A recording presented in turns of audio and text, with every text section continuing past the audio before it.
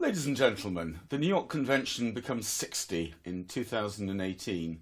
It's an astonishing document, really. It's the international arbitration text that has been more widely adopted around the world than any other, by such a large margin that it's now becoming quite difficult to work out which countries have not ratified it. Iraq is the obvious example on this occasion, but now we're heading into the 60th birthday. I thought it would be good to have a look at the convention, where it comes from, how it works, in a 21st century sort of way. As far back as 1980, Albert Jan van den Berg wrote a book looking for a uniform interpretation of the New York Convention, and now it seems a good idea to have another go at it. Because if we understand this convention properly, it's surprisingly easy to get to that point where most of the differences in interpretation get ironed out. So here's a go.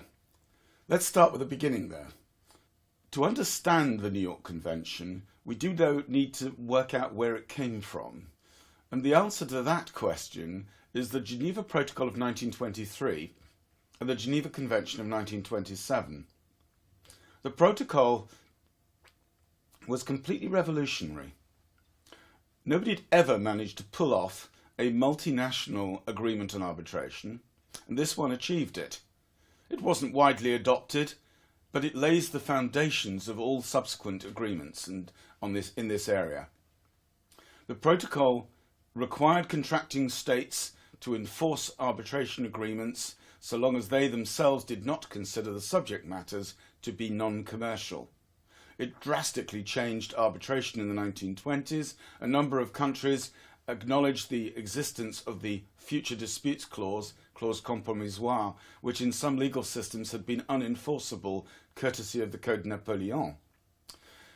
It wasn't just in French-speaking countries that this happened. The USA, who never ratified the Geneva Protocol, still managed to get through the Federal Arbitration Act of 1925 in the light of the protocol.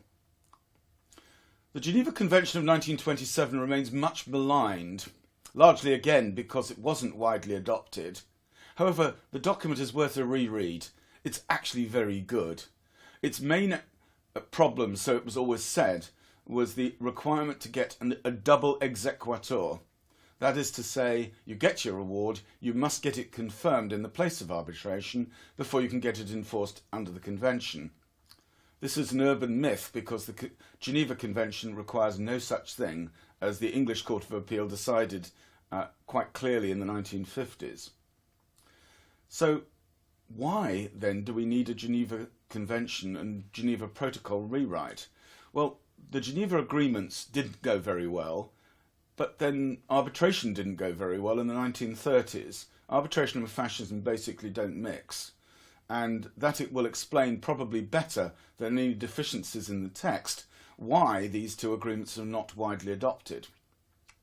But fast forward now to the other end of World War II, and you start to see a general feeling, as there was after the First World War, that arbitration should be capable of ending wars to end all wars.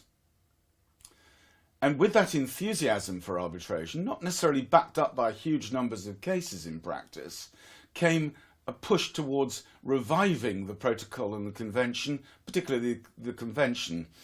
There were a number of drafts, notably one by the ICC, aimed at punching out this double exequatur problem that actually wasn't in the text in the first place, but which courts had read into it.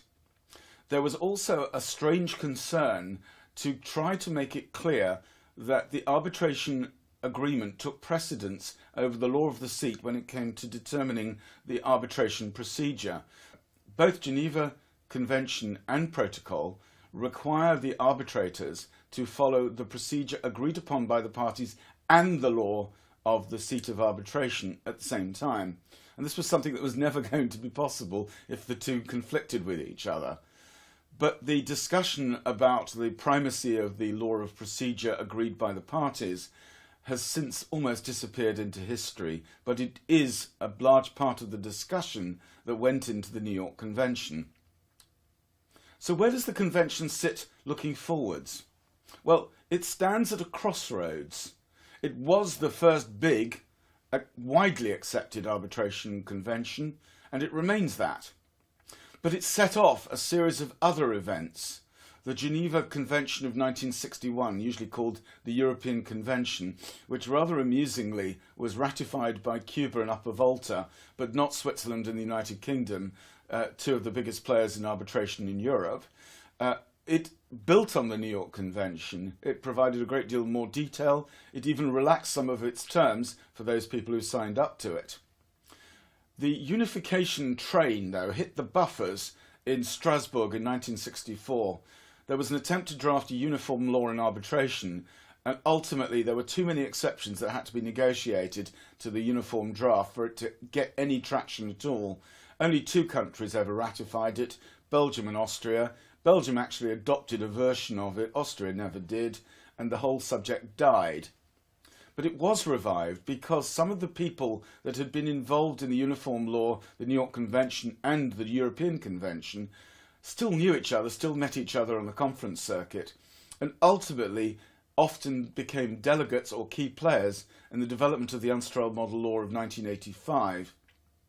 So the New York Convention is both the end of the Geneva Protocol and Agreement and the beginning of a movement towards some form of unification in international arbitration, which ultimately leads to the model law, which, while it is not an attempt at unifying arbitration law worldwide, is designed to seriously influence the way arbitration statutes are drafted and also to help countries that don't have a natural arbitration tradition to adopt something that is reasonably internationally acceptable.